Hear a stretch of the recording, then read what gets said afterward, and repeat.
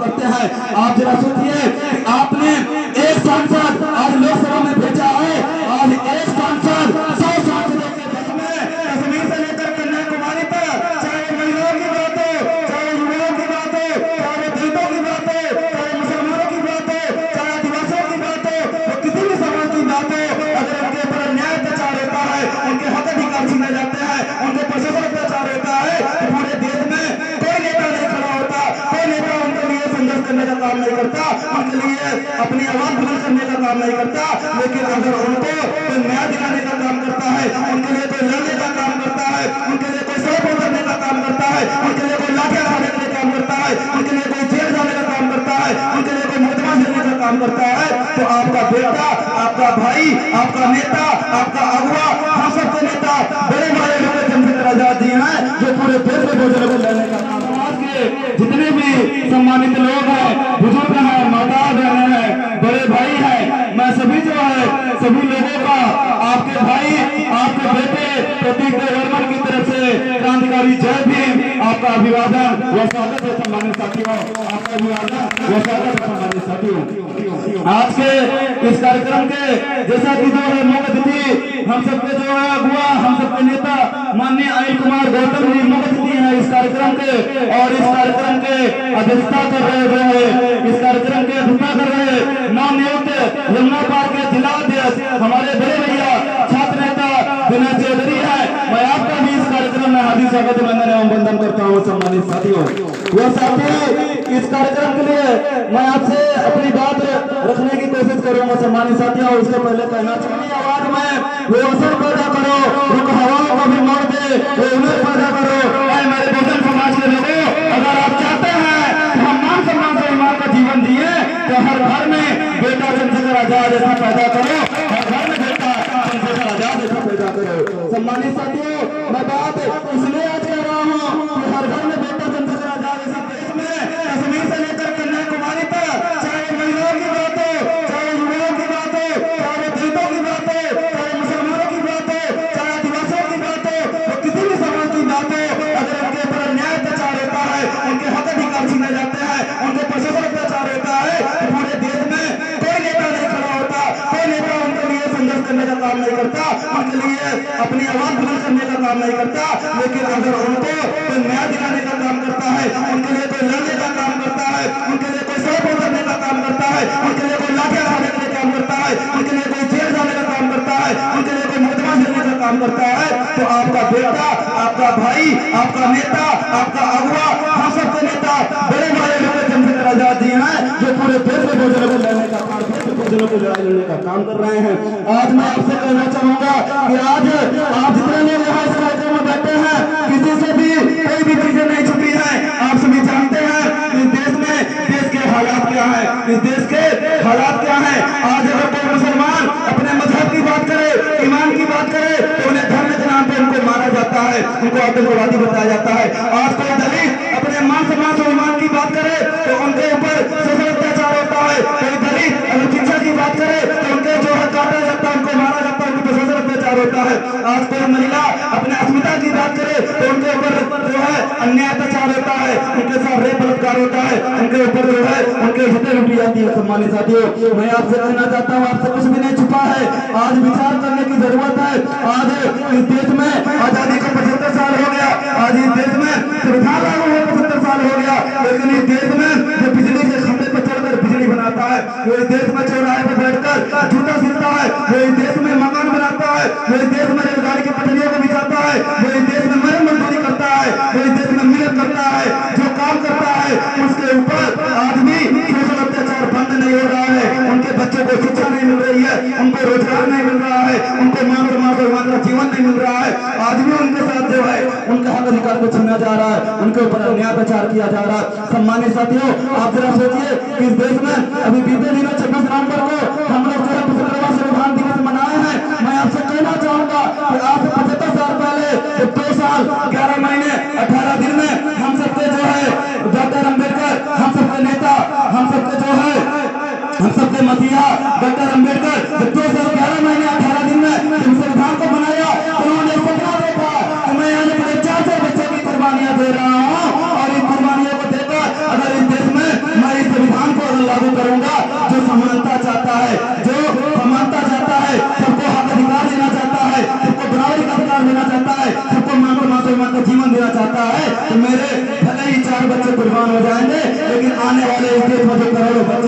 वो इस देश पे राज करने का काम करेंगे, इस देश पे शासन करने का काम करेंगे, इस देश में मीडियम कलेक्टर बनने का काम करेंगे, इस देश में राज करने का काम करेंगे। लेकिन सम्मानित साथियों, क्या उनका सपना आज भी पूरा हो पाया है? क्या उनका सपना आज भी पूरा हो पाया है? उन्होंने जब एक वोट देने का अधिकार दिया हमको, तो उन्होंने कहा कि आज मेरे बहुजन समाज को लोगों तुम जाओ और अपने घर के दीवारों पर लिखो हम इस देश के शासक हैं। क्यों कहा? क्योंकि वो जानते थे इस देश में जिनके गले में हानि डाला गया, जिनके पीछे झाड़ू बांधी गई, जिनकी हत्या की गई, जिनको मान सम्मान स्वाभिमान का जीवन नहीं दिया गया, जिनको जो है जीवन पर शोषण किया गया, उनकी संख्या इस देश में 85% है। और जब 85% बहुजन समाज जब एक तरफ वोट देने का काम करेगा तो इस देश में बहुजनों का राज आएगा। तब किसी जो है मैदान में हिम्मत नहीं होगी कि राज करने का काम करेगा। और इस बात को साबित करने का अगर कोई काम किए हैं तो ये जो है हम सबके नायक, हम सबके मसीहा माननीय साहब कांसीराम है, जो पंजाब की धरती से निकलकर एक साइकिल पे जो है एक फटे हुए बनियान पे एक शर्ट पहनकर एक पैंट पहनकर इस देश के बहुजनों को छोड़ने का काम किए। और इस देश के सबसे बड़े छोटे उत्तर प्रदेश में 4-4 बार बहुजनों की सरकार लाने का काम करे, 4-4 बार बहुजनों की सरकार लाने का काम करे। सम्मानित साथियों, आजीवन माननीय साहब कांसीराम विवाह नहीं किए, उन्होंने अपना घर छोड़ दिया। 24 पन्ने का एक लेटर अपने घर पे भेजते हैं और अपने माता से कहते हैं, अपने पिता से कहते हैं कि तुम्हारा कांसीराम इस देश का कांसीराम हो गया है। वो जब तक बाबा साहब के सपनों को पूरा नहीं कर लेगा वो कभी घर नहीं लौटेगा। तुम्हें अगर कांसीराम से मिलना हो, अपने बेटे से मिलना हो, तो तुम जो है मेरी रैलियों में, मेरी मीटिंग में चले आना। मैं कभी अपने घर नहीं आऊंगा। मेरा घर बहुजन समाज है, मुझे एक सूखी रोटी भी मिलेगी बहुजन समाज से तो उसको खाने का काम करूंगा। सम्मानित साथियों, और वो जो है माननीय साहब कांसीराम DS4 और जो है बहुजन समाज पार्टी कांसेप्ट बनाकर इस देश के जो है सबसे बड़े सूबे में 4-4 बार सरकार बनाने का काम की। सम्मानित साथियों, लेकिन हमारे राज्य का जो विडंबना है, दुर्भाग्य है कि इस देश में 2012 में हम सबकी सरकार जाने के बाद जो हमारे पर शोषण अत्याचार होने लगा, हमारे पर अन्याय अत्याचार होने लगा, तो जिस पार्टी के लिए हम वोट दिया करते थे, जिसके लिए हम बूथ पे जाकर लड़ते थे, करते थे, मरते थे, जिस पार्टी का हम झंडा उठाने का काम करते थे, जिनको हम लोगों ने जो है नेता बनाने का काम किया, कोई हमारे लड़ने के लिए तैयार नहीं हुआ, कोई हमारे लिए आवाज उठाने के लिए तैयार नहीं हुआ। सहारनपुर में जब दंगा होता है तो कोई सामने नहीं आता है, सहारनपुर में जब हिंसा होती है तो कोई सामने नहीं आता है, पूरे देश में जब कोई दलितों के ऊपर अत्याचार होता है तो कोई सामने नहीं आता, पूरे देश में जब मुसलमानों के ऊपर अत्याचार होता है, मुसलमानों के ऊपर हत्या की जाती है तो कोई सामने नहीं आता है। तब कोई अगर सामने आता है तो भाई चंद्रशेखर आजाद, हम सबका नेता चंद्रशेखर आजाद, और जब वो सामने आते हैं उनके ऊपर रास्ता लगती है, उनको जब जेल भेजा जाता है, 16 महीने भाई चंद्रशेखर आजाद जेल काटते हैं, 16 महीने भाई चंद्रशेखर आजाद जेल काटते हैं। उनको जब जेल भेजा जाता है, उनके ऊपर मुकदमा लगाया जाता है, उनकी हड्डियां तोड़ी जाती हैं, उनको मार पीटा जाता है, तो जिनको हम लोगों ने नेता बनाया, जिस पार्टी को हम लोगों ने वोट देने का काम किया, वो पार्टी भाई चंद्रशेखर आजाद के सपोर्ट में नहीं खड़ी होती है, न तो भाई चंद्रशेखर आजाद के लिए बोलने का काम करती है। सम्मानित साथियों, वो पार्टी भाई चंद्रशेखर आजाद के लिए नहीं खड़ी होती है। और तब जाकर जो है भाई चंद्रशेखर आजाद सबसे पहले जो है 2015 में भीम आर्मी के माध्यम से इस देश में दलितों के लिए रहने का काम किए। लेकिन एक लंबे समय के बाद तो उन्होंने इस लड़ाई को लड़ा, उन्होंने महसूस किया कि हम लोग जब जो है अगर जो परमानेंट सोल्यूशन है, जो परमानेंट व्यवस्था परिवर्तन है, अगर उसको करना है तो बिना राजनीतिक सत्ता के हम परमानेंट सोल्यूशन नहीं कर सकते। क्योंकि माननीय साहब कांसीराम कहा करते थे कि राजनीति वो चाबी है जिससे इस देश में जो दलित है, जो पिछड़े हैं, जो आदिवासी हैं, जो महिलाएं हैं, जो मुसलमान हैं, उनके जो शिक्षा के, जो रोजगार के, मान सम्मान स्वाभिमान के जो रास्ते बंद है, जो दरवाजे बंद हैं, उसको एक चाबी से खोला जा सकता है। वो चाबी है राजनीति, वो चाबी है राजनीति। सम्मानित साथियों, तब जाकर भाई चंद्रशेखर आजाद जी ने इस देश में जो है आजाद समाज पार्टी की स्थापना करने का काम किया, क्योंकि वो चाहते हैं कि इस देश में ठेला लगाने वाला व्यक्ति जो है वो भी अपने लोगों के हक अधिकारों को लड़ने का काम करे और चुनाव लड़कर, चुनाव जीतकर विधानसभा और लोकसभा में जाकर अपने लोगों की समस्याओं का हल करने का काम करें। क्योंकि माननीय साहब कांसीराम कहा करते थे कि जिनका दल होता है उनका बल होता है, जिनका दल होता है उनका बल होता है, जिनके पास बल होता है उनके समस्याओं का हल होता है, उनके समस्याओं का हल होता है। सम्मानित साथियों, हमारे पास दल है आजाद समाज पार्टी, लेकिन हमें जो है एक मजबूत दल तैयार करने की जरूरत है। जमा में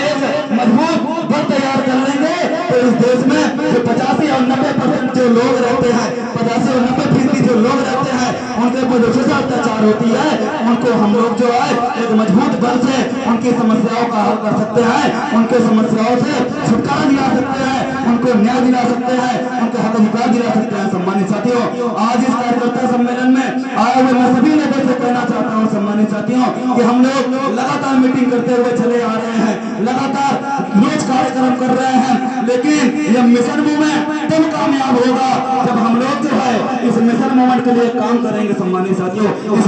मिशन मूवमेंट के लिए काम करेंगे, संघर्ष करेंगे, मेहनत करेंगे। और मैं आपसे कहना चाहूंगा कुछ नहीं करना है सम्मानित साथियों, हम लोगों के महापुरुषों ने इतना संघर्ष किया है कि आज अगर जो है महीने का 10 दिन भी हम लोग देंगे अपने समाज को, तो आने वाले समय में हमारे जो बच्चे हैं वो इस देश में राज करने का काम करेंगे। सम्मानित साथियों, लेकिन मैं आपसे यही कहूंगा संघर्ष करना पड़ेगा, बिना संघर्ष के कुछ नहीं मिलने वाला है, हमें रात दिन संघर्ष करना पड़ेगा। एक थाली में अगर सामने खाना भी रखा रहता है तो बिना हाथ लगाए वो खाना हम खा नहीं सकते हैं। सम्मानित साथियों, आप कैसे उम्मीद कर सकते हैं कि देश में जिन्होंने हजारों सालों से हमको गुलाम बनाए रखा है, क्या वो इतनी आसानी से देश में राजपाट को छोड़ेंगे? क्या इतनी आसानी से वो राजपाट को छोड़ेंगे? नहीं छोड़ने वाले हैं सम्मानित साथियों, क्योंकि बाबा साहब ने जब एक वोट देने का अधिकार दिया तो वो जब जो है विधानसभा से और सदन से निकलते हैं तो मुस्कुरा रहे थे। तो उनसे एक आदमी पूछता है, उनसे कहता है बाबा साहब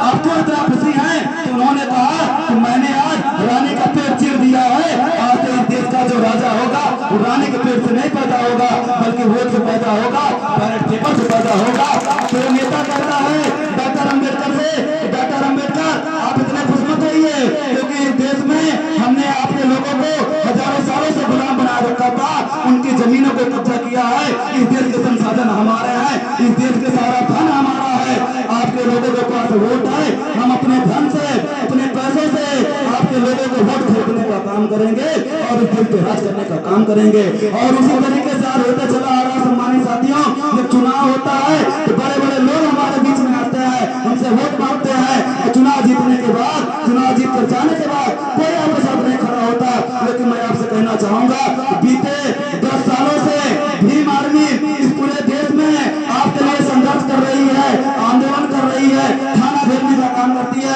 रोज आप करने का काम करती है। लेकिन आप जरा सोचिए सम्मानित साथियों कि आज भीम आर्मी सत्ता में नहीं है, भीम आर्मी का कोई मुख्यमंत्री नहीं है। आप लोगों के आशीर्वाद से, आप लोगों के समर्थन से और नगीना की जनता से, नगीना के जनता के समर्थन से, वहाँ के मुसलमानों से, दलितों से, पिछड़ों के समर्थन से अभी लोकसभा के चुनाव में आप लोगों ने भाई चंद्रशेखर आजाद जी को 1,51,000 वोटों से जिताकर लोकसभा में भेजने का काम किया और शानदार जीत दिलाने का काम किया। साथियों, मैं आपसे पूछता हूँ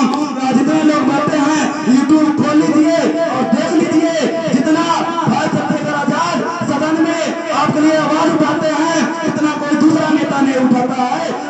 चाहे वो देश के जवानों की बात हो, चाहे देश की महिलाओं की बात हो, चाहे देश के लोगों के जो है हक अधिकार की बात हो, सभी लोगों की आवाज भाई चंद्रशेखर आजाद सदन में उठाने का काम करते हैं, आपके लिए संघर्ष करने का काम करते हैं। आप जरा सोचिए कि आपने एक सांसद आज लोकसभा में भेजा है, आज एक सांसद 100 सांसदों के जो भारी पड़ता है। जो भाई चंद्रशेखर आजाद बोलते हैं तो किसी सांसद की आवाज नहीं निकलती है, किसी सांसद की आवाज नहीं निकलती है। लेकिन मैं आपसे कहना चाहूंगा सम्मानित साथियों, ये लड़ाई तब कामयाब होगी जब संसद भवन में बैठे हुए लोग जितने सांसद रहेंगे